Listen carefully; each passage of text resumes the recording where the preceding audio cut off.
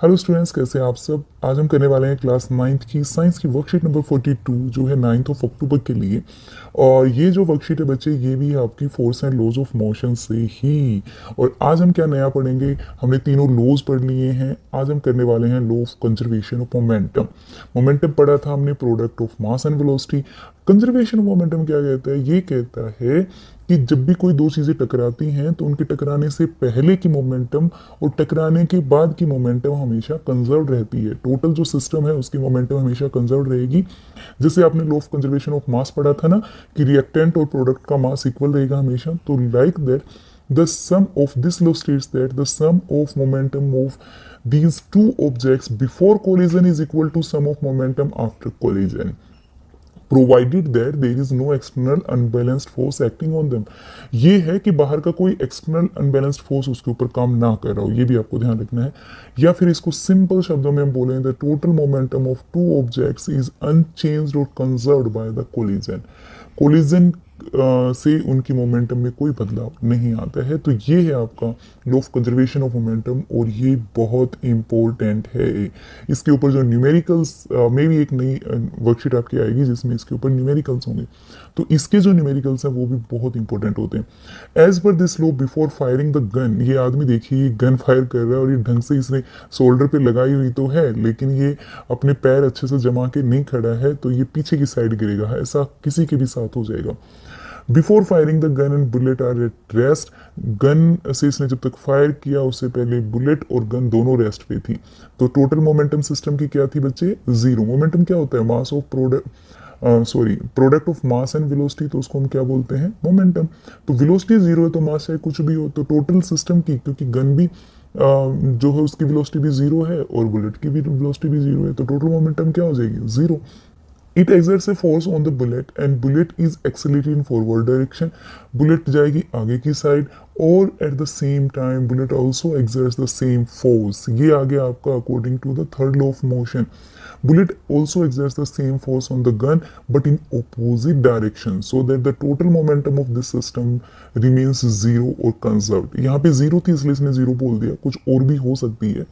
तो कंजर्व रहती है, यानी पहले जीरो थी तो बाद में भी जीरो मिलेगी, पहले 20 थी तो बाद में भी 20 मिलेगी, पहले 100 थी तो बाद में भी 100 ही मिलेगी।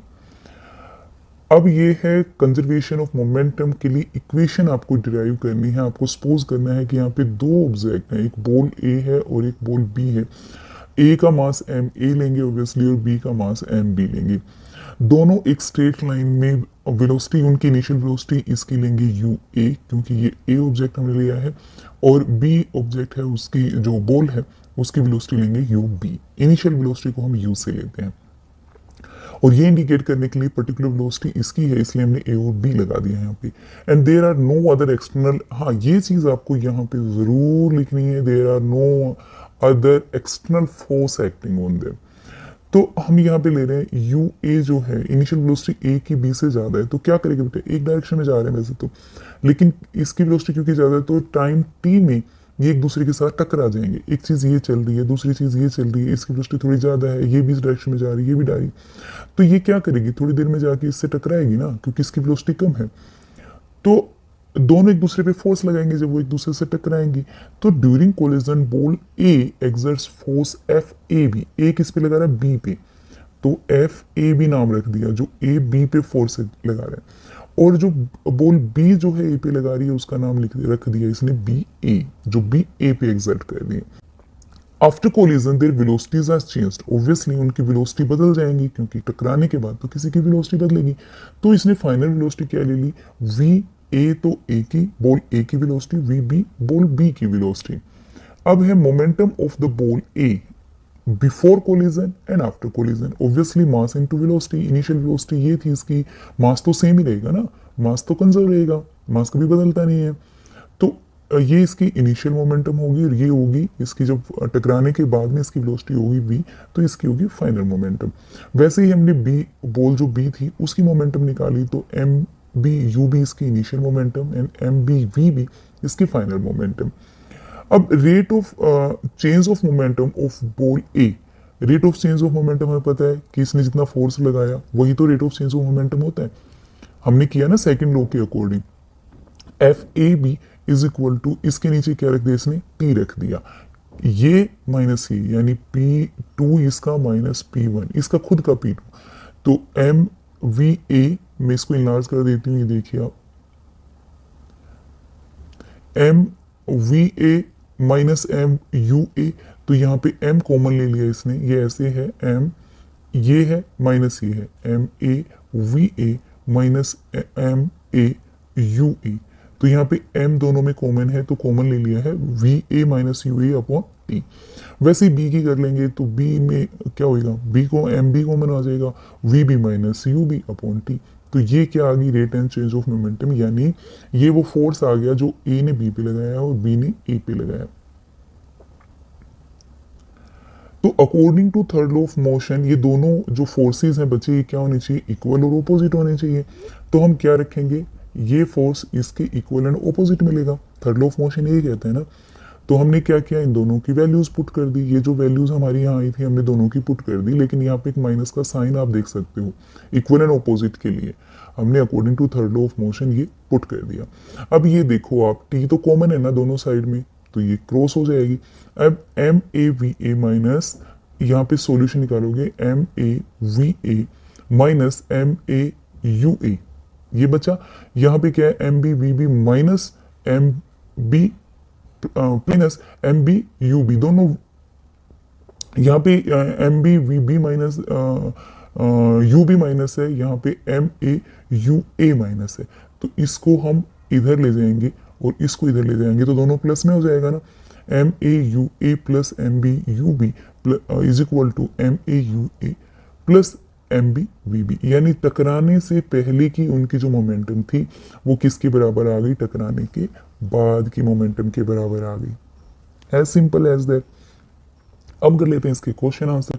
तो फर्स्ट क्वेश्चन आपसे पूछता है बेटा, write the law of conservation of momentum, जो सिंपल हमने जहां से स्टार्ट की थी अपने वर्कशीट वही है। दिस लॉ स्टेट्स दैट, ये आपने लॉ लिखना है, ये क्वेश्चन नंबर 1 का आंसर है बच्चे आपका। दिस लॉ स्टेट्स दैट आपने जरूर लिखना है, sum of momentum of two objects before collision equal to the sum of momentum after collision, और provided there is no external unbalanced force acting on them. और फिर बीच में और ऐसे लगा के फिर आप ये लिख सकते हो, दूसरा भी लिख सकते हो, आपकी मर्जी है तो आप एक लिख सकते हो, लेकिन पहले वाला लिखना, दूसरे वाला तो सिंपल वर्ड्स में बोला गया है। तो ये क्वेश्चन नंबर 1 का आपका आंसर है।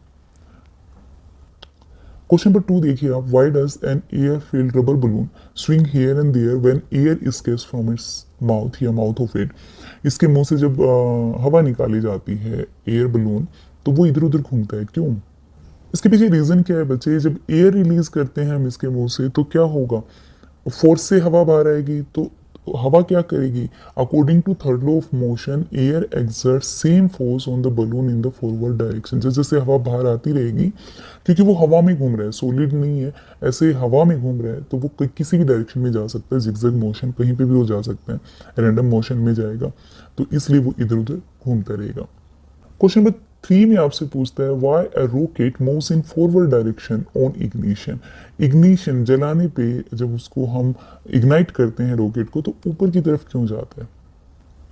तो ऐसा इसलिए होता है बच्चे कि जब हम किसी रॉकेट को इग्नाइट करते हैं तो ये हॉट गैसेस बाहर रिलीज करता है एकदम स्पीड से, फोर्सफुली पीछे की तरफ हॉट गैसेस निकलेंगी, तो according to third law of motion वो भी रॉकेट के ऊपर सेम अमाउंट में